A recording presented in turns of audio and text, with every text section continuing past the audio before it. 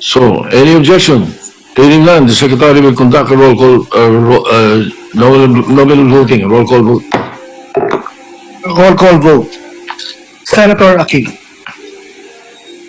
Senator Cayetano Alan. Senator Cayetano Pia.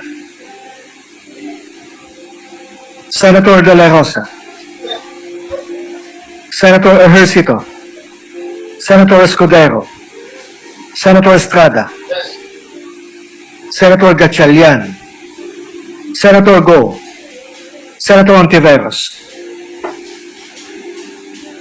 Taas agad ng kamay, oh. You're recognized.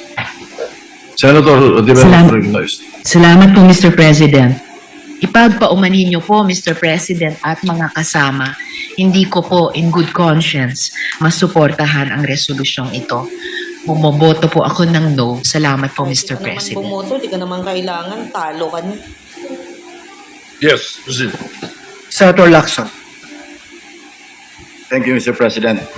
If only for purely humanitarian consideration and for a fellow Filipino who is incarcerated in a foreign land, hindi na po bale na siya ay tunuring kong kaibigan nung siya ay mayor pa ng Davao City.